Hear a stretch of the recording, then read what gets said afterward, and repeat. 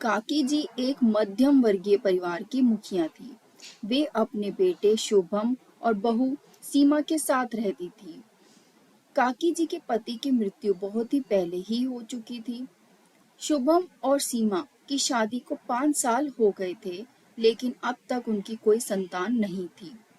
काकी जी की बहू सीमा भी जॉब करती थी, जो कि काकी जी को बिल्कुल पसंद नहीं था।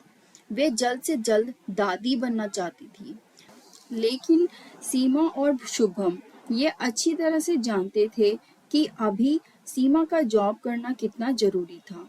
काकी जी अपने बेटे शुभम से इस बारे में बात करती तो शुभम किसी न किसी बहाने से बात को टाल देता था। इसलिए वे सीमा को ही परेशान करने के बहाने ढूंढती रहती थी ताकि वह अपनी जॉब छोड़ दे। और अभी कोरोना काल में तो मानो काकी जी की मन की मुराद ही पूरी हो गई थी। हालांकि वह दिल की बुरी नहीं थी, लेकिन पोते की चाह में वह ना चाहते हुए भी ऐसा कर जाती थी। अपनी हम उम्र सहेलियों को दादी बनते देखकर उनका मन दुखी हो जाता था। उस दिन भी घर में ऐसा ही कुछ हुआ। ऑफिस में काम की वजह से सीमा देर तक सोती रह गई और काकी जी को अच्छा खासा मौका मिल गया। ये क्या बहू, अभी तक सो रही हो? पता है सुबह के 10 बज गए हैं। शुभम भी बेचारा कब से उठकर ऑफिस के काम पर लग गया है और तुम हो कि अभी तक सोई पड़ी हो। चलो अब उठकर सबके लिए चाय नाश्ता बना लो। मुझसे कुछ हो नहीं पाता, वरना मैं तो तुम्हारे भरोसे कभी नहीं रहती, खुद ही सब कुछ कर लेती। सॉरी माँ जी, वह देर रात तक काम चलता रहा, इसलिए सुबह सुबह ही सो पाई थी। समय का पता ही नहीं चला। हाँ, ठीक है, मेरा कुछ नहीं, पर शुभम को देख लो, उसे कुछ चाहिए तो नहीं? कब से उठा है बेचारा।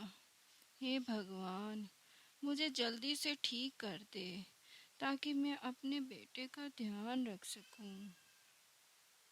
मनीषा ने घड़ी देखी तो वाकई में 10 बज गए थे।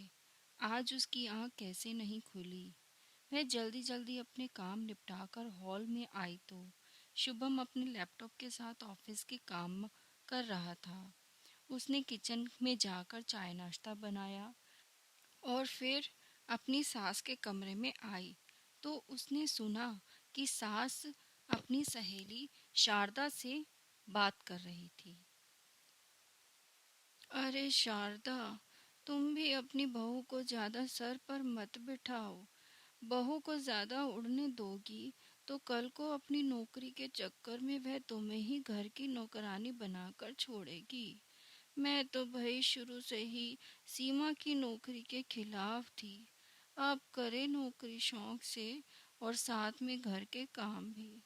मैं तो बदन दर्द का बहाना बनाकर बैठ जाती हूँ, वरना सारे काम का बोझ मेरे ही सिर पर आ गिरता। मैं कोई मुफ्त की नौकरानी थोड़े ही हूँ। मैं तो कहती हूँ तुम भी यही किया करो। सास की बात सुनकर सीमा की आंखों में आंसू आ गए। वह जिस सास को बीमार समझकर उसकी दिन रात सेवा करती थी, उसे एक गिलास तक उठाने नहीं देती थी। सारा दिन घर का और रात को ऑफिस का काम करके थकान से चूर होकर उफ तक नहीं करती थी, उसका यह फल मिलेगा उसने कभी सोचा भी नहीं था। शुभम का बोझ कम करने के लिए वह नौकरी करती थी। खैर, अभी मुश्किल समय में वह सास से किसी भी बात पर बहस नहीं करना चाहती थी जिससे घर का माहौल खराब हो, इसलिए वह उसकी बात को नजरअंदाज करके वहां से चली गई। दूसरे दिन शारदा ने काकी जी से अपनी बहू के बारे में बात की। उन्होंने बताया कि उनकी बहू उनको कितना परेशान करती है। उन उनका बिल्कुल कहना नहीं मानती, उनके बेटे का ध्यान नहीं रखती, उनका ध्यान नहीं रखती और सिर्फ अपने बारे में ही सोचती हैं।